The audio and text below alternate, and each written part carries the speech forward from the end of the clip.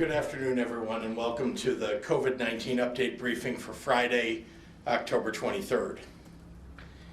Today marks our fifth conversation since we returned to daily briefings last Monday, and we've seen upward movement in our COVID-19 data for each of the last 5 days.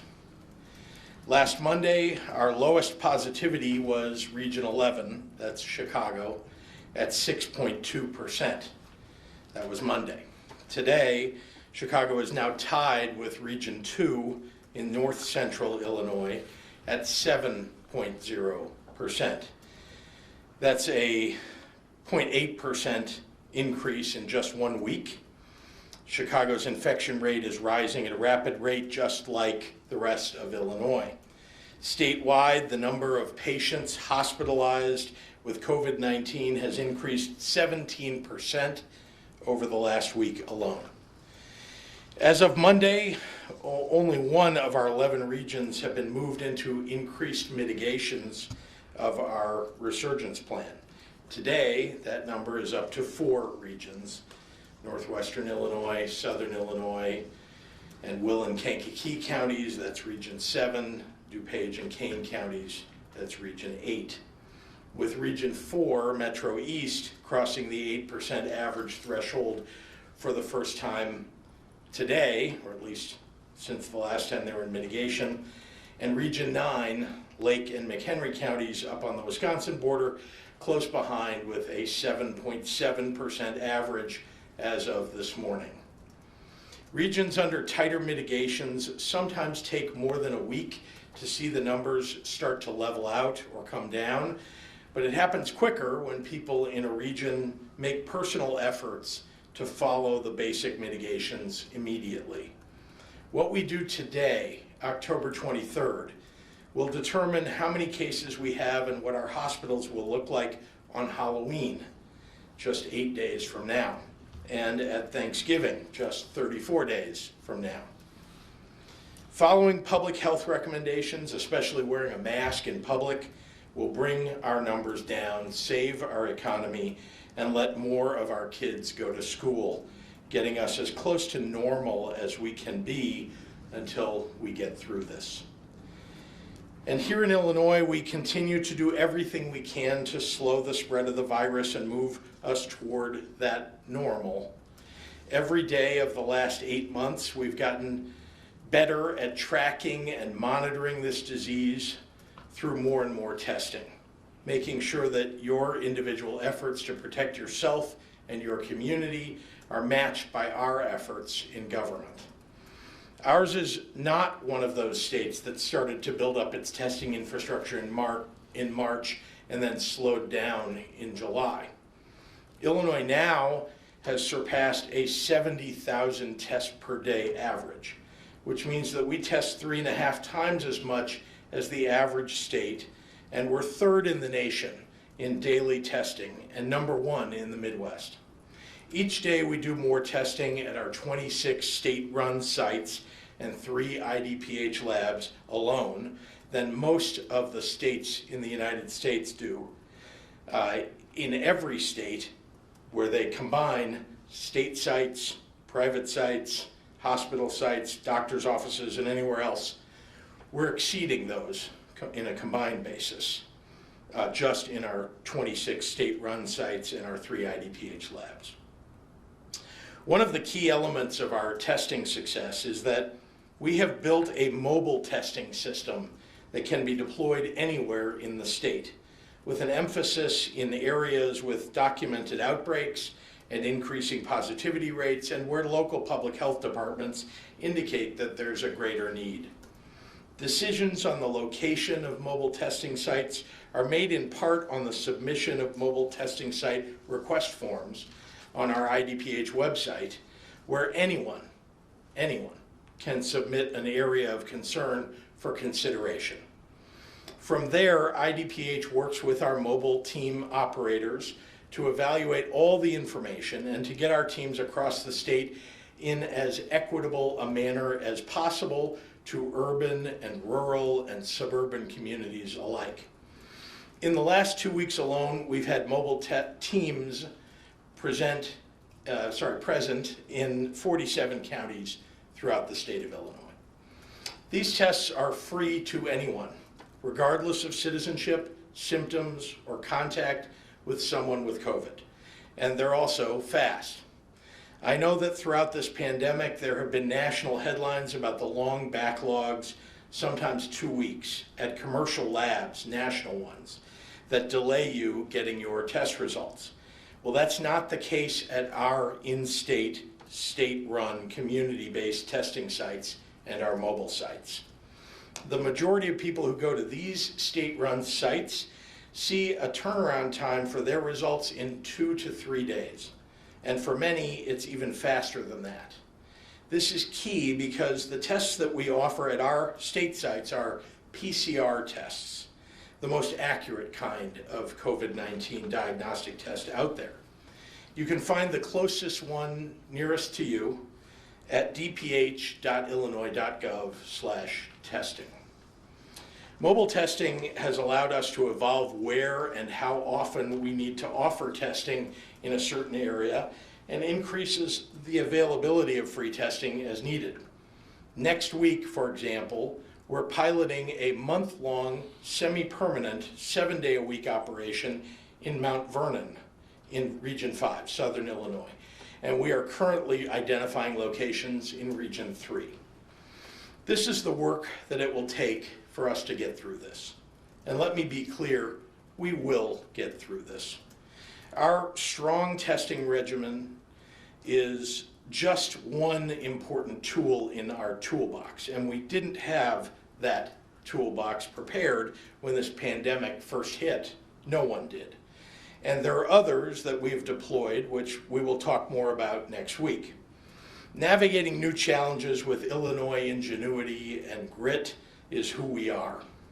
From expanding testing for everyone, everywhere in our state, to calling on the Republican-led U.S. Senate to get federal support for our Illinois small businesses. We won't stop fighting for our state and for each other.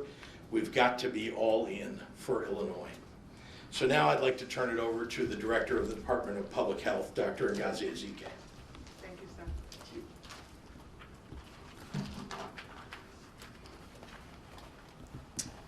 Good afternoon. I do want to say happy Friday, but I understand the mental, the social, and the emotional toll that this pandemic continues to have on people. It's not just because I'm asking people, it's because I'm feeling it and living it myself. I don't get to live in some COVID-free bubble exempt from all the pain and the tragedy of this pandemic. So I understand how pandemic fatigue is striking everyone. It's real. People are tired of not seeing their families. They're tired of postponing the weddings and the other life celebrations. Trying to work from home while also trying to manage kids learning on remotely is a challenge. Not being able to visit your loved ones in long-term care and nursing homes.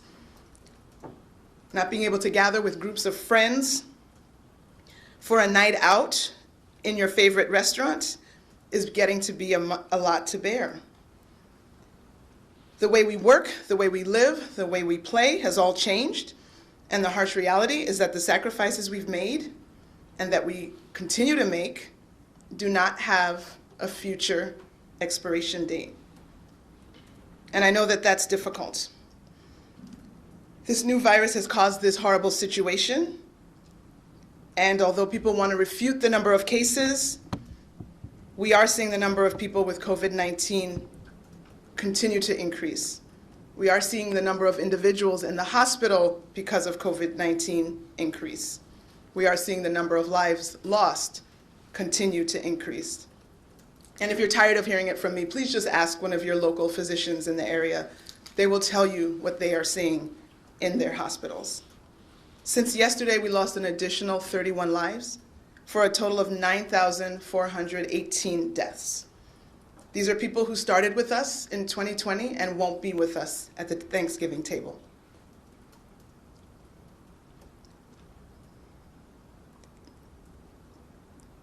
Today, we are reporting 3,000 874 new cases for a total of 33 confirmed cases since the start of this pandemic. Excuse me, please.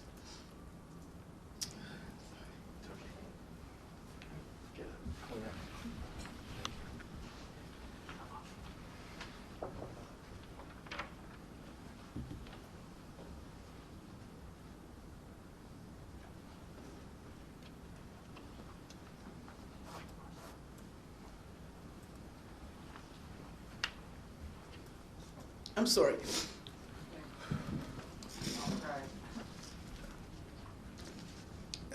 Okay.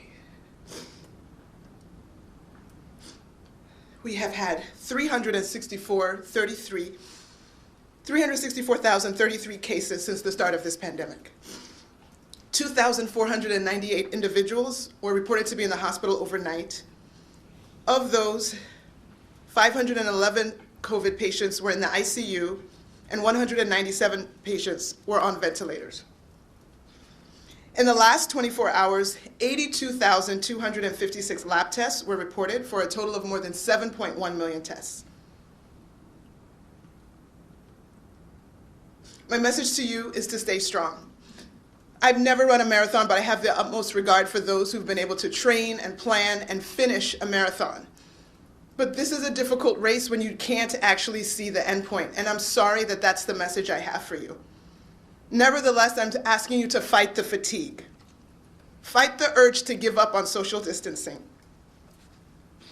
Fight for your kids to have safe, healthy opportunity to have in-person learning in school with teachers who were trained to teach them in the classroom. Fight to have safe, healthy environments at which we can work, so that businesses can remain open, so that our economies can start to thrive again. This does mean wearing your mask anytime you're around people. This means reconsidering that large gathering, that large social event. It means thinking about wearing masks in your own home when you're with other people from outside of your household. Think about connecting with friends and family virtually. This is what we'll have to do to bring the spread down in our community. When we bring the spread down in our community, kids can go to school safely, people can go to work safely, activities, family celebrations can be celebrations instead of super spreader events that result in disease and death. Let's please work together. I know many of you are healthy and don't have a concern in the world of dying from this COVID. I would say that, of course, there are some people whose chances are much lower, but let's please think beyond ourselves and think about the people that we could unknowingly infect who may not be as fortunate to have the immune system and the healthy status that you may have. We literally have people who are asymptomatic, meaning have no symptoms for the entire duration of their illness. And so for those 7-8 days that you may be shedding the virus, you are unknowingly, unwittingly infecting people in your path. People who will never know that they were exposed to you, but may come up with disease and maybe even be hospitalized and even worse without ever understanding where or how they contracted this. This is how this disease is happening. But we do have a choice. We can limit our gatherings, we can wear our mask, we can wash our hands, we can do these things so that we don't hurt those around us.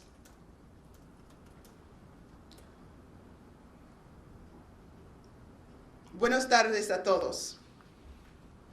Quiero que mi gente latina sepa que realmente entiendo el costo mental, social y emocional que está causando esta pandemia. La fatiga pandémica es real. La gente está cansado de no ver familia en las bodas, las quinceañeras o otras celebraciones de la vida. Muchos de los trabajadores esenciales son latinos y los agradezco a todos por trabajar durante esta pandemia de mantener funcionando nuestro estado. La forma en que trabajamos, vivimos y jugamos ha cambiado y la dura realidad es que los sacrificios que hemos hecho y estamos haciendo deberán continuar en el futuro. Es difícil de decir eso, con los días festivos acercándose. Sé que todos queremos estar juntos, pero no pongas en riesgo a la abuelita y abuelito. Usa una máscara durante su visita. Eso ayudará a detener la propagación de este virus mortal. Algunas personas quieren refutar la cantidad de casos, pero estamos viendo que aumenta la cantidad de personas con COVID-19 en los hospitales, así como la cantidad de vidas perdidas. Usted puede preguntar a cualquier doctor que conoce para confirmar eso. Desde ayer hemos perdido 31 vidas adicionales para un total de más de 9,400 muertes. Hoy informamos 874 casos nuevos de COVID-19 en Illinois para un total de más de 360,000 casos confirmados. 2,498 personas en Illinois pasaron la noche en el hospital con COVID-19 y de ellos 511 pacientes estaban en la unidad de cuidados intensivos y 197 pacientes estaban en ventiladores. En las últimas 24 horas se informaron más de 82,000 pruebas de laboratorio para un total de más de 7.1 millones de pruebas. Mi mensaje para ustedes hoy es que se mantengan fuertes. Luchen contra la fatiga. Luchen contra el impulso de salir sin máscara. Luchen para que sus hijos podrán aprender en manera segura, saludable y en persona. Luchen para su familia, sus amigos y su estado. Porque no podemos hacerlo juntos, tenemos que trabajar juntos. No pueden hacerlo solos. Sí se puede. Recuerden los 3 M's, usa su máscara, mantenga su distancia y lávense las manos. Muchísimas gracias para su apoyo. And with that, I will turn it over to Governor Pritzker. All right, reporters in the room, we're going to take a couple from you guys, and then we've got a bunch of people who are working from home with questions on it. And before we begin, I just want to say something important. Dr. Ezike is Superwoman.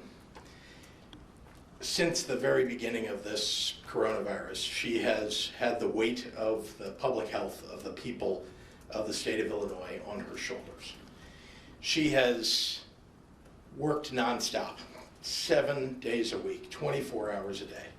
There is not a moment that she doesn't take a phone call in the middle of the night, middle of the day, take a meeting, whatever she needs to do. The people of the state of Illinois are her patients. And you can imagine she cares so deeply about her patients. And I'll also say that there is a tremendous amount of pressure and burden when, in addition to all of that, she is subject to verbal attack, to protesters showing up at her home, and people have a right to do that, but people should take into consideration that this is a very difficult job that she has, and she is doing it in a way that we should all be so proud of. I know I am, and I'm very proud to be able to work with you, Dr. Ezike. Thank you. So with that, I'm happy to take any questions from members of the media. Yesterday you had mentioned that you're going to send Illinois State Police to Region 1 to make sure that they're complying, that they're not having the bars and restaurants open. And if so, are they going to be making arrests? No. And what would be the criminal charge if there is one? Because it's a health guideline, right, and an executive order? No, as you know, we had a regulation passed, an emergency regulation that allows the issuance of citations. It also begins with warnings. So after a couple of warnings and perhaps a dispersal order, there is the potential for the issuance of citations. They will also be checking up on locations that may or may not be following the rules and reporting back on places that have liquor licenses, that have gaming licenses, that are not following the rules, and those places will be subject potentially to having proceedings initiated against them to remove their gaming or their liquor licenses. And it's not just Region 1. It's in any region in which we have existing mitigations that we've asked people to follow, and we're going to ask the businesses, as the regulation outlines, to do what they're supposed to do, and we'll hold them responsible if they're not. And just to follow up to that, I know you want to get to other questions. And I'm sure you've seen online, a lot of people are not. They said they're done. Their livelihoods. They're not going to put their employees' jobs on the line. They're not going to, ruin a family business that they've had for 80 years, and they're determined to stay open. What are you going to do? I mean, what? Well, I know you understand you don't want to ruin their livelihoods. I get that, and I know we want to slow the spread. I get that. But at what point in time, people are going to start fighting back? Yeah. And the way that they know how, and that's how they choose to do it. I understand, and I understand how difficult it is. I do.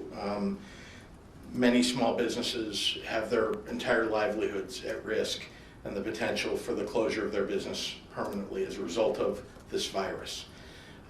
The difficulty, I think, is that some of the locations, and remember this is often focused on bars and restaurants because those are super spreading locations, that some of those locations, when they remain open, when they don't follow the rules, they are in fact helping to communicate this virus to many other people in their communities. This is an awful virus. One of the challenges of it is that it isn't visible to anybody and it doesn't occur to you right away. In other words, it's not that you'll show up at a bar or restaurant one day and the next day you're sick. That's not how it works. And so it's very difficult for people to understand and then to try to manage that with the financial pressures that they're going through. And we've tried to alleviate some of the burden of that with our business interruption grants, with PPP at the federal level. There's much more that's needed to keep people going financially through this pandemic. And we've been fighting to get those resources to small businesses in Illinois. And I'll continue that fight. For whatever reason that isn't happening, the federal officials, federal congressmen, senators, the president can't seem to get together to get that done. So what I can say is that unfortunately we still have to live by the rules here because we don't want people to get sick and die. And so I would ask people to try to live by the rules that we've set. Wear your mask. The truth is that if everybody will wear their masks, we can get our businesses back open again much quicker. We are. I mean, No, you are. I can see you're wearing a mask right now. Yeah, but I mean, out in the streets and bars, the gyms, even people running, jogging alone, everyone seems to be wearing a mask, but it's not working. So what's? That's not true, Amy. Masks work. There are a lot of people not wearing their masks, and a lot of people who are having private events at their home, and they're not wearing masks in their home. There are a lot of people, as you know, the unfortunate thing about bars and restaurants, as opposed to other kinds of retail, for example, is that in order for you to enjoy being in a bar or restaurant, you have to take your mask off.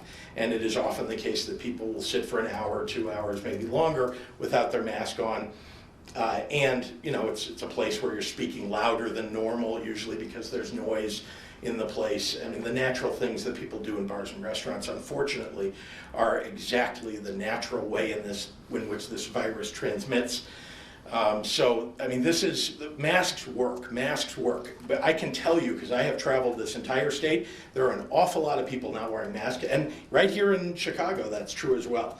But it's especially true in some other areas. And we're just asking people, please wear your mask. It is the most respectful thing you can do to help the businesses in your area stay open and help our schools get more kids into the classroom and make sure that our economy keeps going. Just wear a mask. We are getting through this because eventually there will be an effective treatment or a vaccine.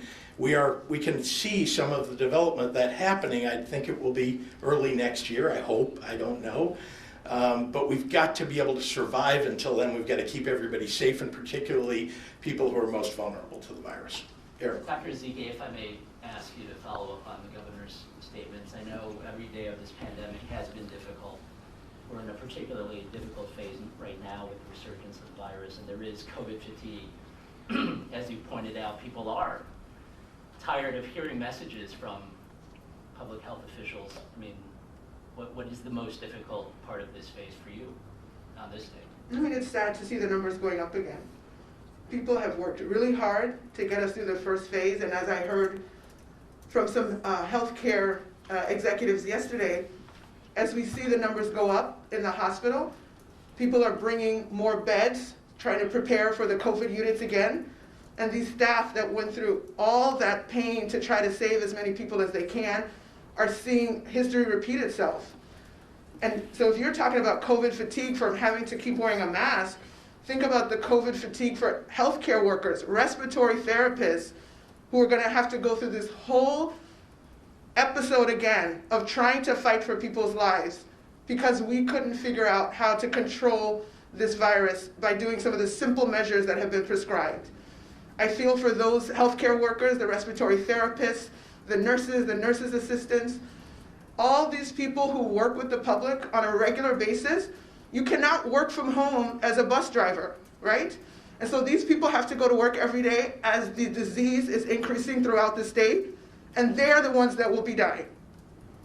And so putting our people through this again, it's unfortunate, and I'm desperate to find the message that will work. I'm looking for someone to tell me what the message is so that we can do what it takes to turn this around. The virus has caused this, and instead of pitting one group against another, we need to get that and fight against the virus, and we can do that. We have some tools to do that. We don't have a cure yet, we don't have a vaccine yet, but we have a mask, and we're asking people to use that, and I don't know what else we can say. Well, a lot of people, their hearts are, are with you right now. Just can we talk about the school issue and how that's, our children, I know you've got high school kids, you have high school kids, a lot of us do. If there's a possibility that we could get our kids back, because even NPR, not a right-wing publication by any means, says that the risk of reopening schools has been exaggerated. Then there's been Schools are making the local decisions on Yeah, that, so yeah. Governor, you can address that quickly, and we gotta get online. Okay, I We have to shut will. down. Let me just say, we've never, this is, as you know, as we came into the fall semester, we did not shut down schools. Indeed, what we did was provide guidance for local schools to make decisions for themselves, because schools are different from one place to another. Their student bodies are different. They've got a different level of risk. They need to make those decisions at the local level with good guidance from doctors, and that's what we've provided for But them. at some All point right, in so time, Dana you're gonna have to Rebick step from in. WGN wants to know, according to the DuPage County Health Department, only 6% of outbreaks are linked to restaurants. Given that low number, why do you feel it's important to impose these restrictions on struggling restaurants and bars? No, I appreciate that question. Let's understand an outbreak would be something if somebody works, like let's say in a manufacturing plant, and a lot of people work in close proximity, and then 50 people develop COVID in that setting. We would have that as a documented outbreak where this person knows that I was working next to this person contracted the virus, a week later, so did I. A week later, this person did, 3 days later. So that is like a clearly documented outbreak. In most cases of COVID, the person who has it cannot tell you exactly who they got it from. They're not saying, oh, I was working in this setting and all these people got it and then I got similar symptoms. So in the absence of a documented outbreak, all those individuals that did contract the virus, the way that you look at where they may have gotten it from is to look at the time at which the time frame from when you catch the virus to when you show symptoms or to when you're diagnosed. In those preceding 2 weeks, we ask the cases, where have you been? And all of those places that they list that they have been in the preceding 2 weeks are exposure sites. Any of those places could have been where they contracted the virus. And time after time, bars and restaurants come up as the number 2 or the number 3 place that all of those cases frequented. And so that's why we put it as a high, because it consistently comes up as a place that people who are infected listed as one of their exposure sites. Jim Haggerty? And I would just add, there are literally a dozen studies, many articles about these bars and restaurants being exposure sites and the effect of bars and restaurants on the spread of the virus, and that is why there is a focus on bars and restaurants. Jim Haggerty, the Rockford Advocate, is asking, as positivity rates rise, Could a statewide stay-at-home order be implemented, or is the regional mitigation approach sufficient to prevent such a measure? We are not considering a statewide stay-at-home order. We are, as you know, we created the regions and the methodology for resurgence mitigations precisely so we could avoid statewide stay-at-home orders. We've learned an awful lot since March, and so we're looking to, stick to the plan that we have. Kelly phones will be open November Bauer 3rd. at Block Club asks, Dr. Deborah Burke said closing public spaces isn't enough to stop COVID in Chicago. Can we expect tighter restrictions, and what is the state considering to limit small gatherings that are fueling the spread? Well, let's begin by saying that it is true that just closing public spaces doesn't, solve problems, but we're looking at everything that we think is a high level of risk and trying to address it with some mitigation if we think it's high level risk. We're learning things about the virus still, even today. So are the epidemiologists around the world. And they are helping with the studies that they're doing, with the determinations that they're making, helping us to target better what we might do. But there's nothing more effective, I'm just going to say it again, than everybody wearing a mask and keeping 6 feet of distance. That's been the order of the day from the very beginning to today. It is the most effective thing that we can do. If we would all just take that responsibility and do it, we could bring this virus positivity rate, the number of cases, number of hospitalizations down relatively rapidly. This is from Jake Griffin at the Daily Herald. Can Dr. Ezike explain the science behind casinos remaining open but restaurants can't have indoor food service? Also, how is an enclosed outdoor tent different than indoor dining? I'll take the easy one first. An indoor tent is the same as indoor dining. For the outdoor dining, we expect if there's going to be some kind of apparatus, tent-like apparatus, it should only have 2 sides. If it has 4 sides, you are essentially indoors. So that's for that. And then in terms of casinos, so indoor spaces are always trickier than outdoor spaces and obviously portend more risk.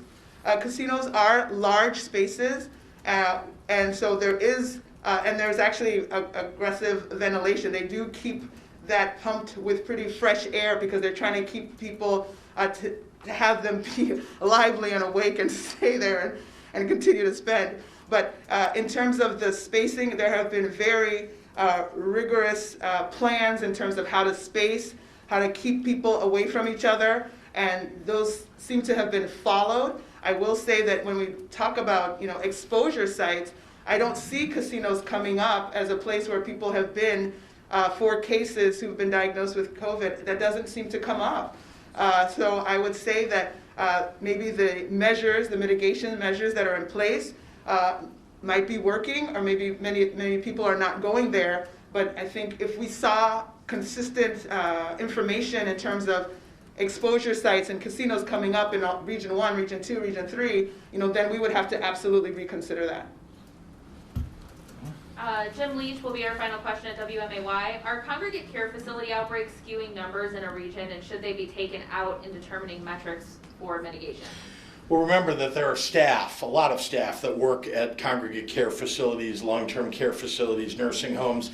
They are coming in and out of the facility. As many of you know, much to all of our chagrin, we've had to limit the visitation of people to long-term care facilities by family members, by friends, and so on. It's limited now to just outdoor, visiting.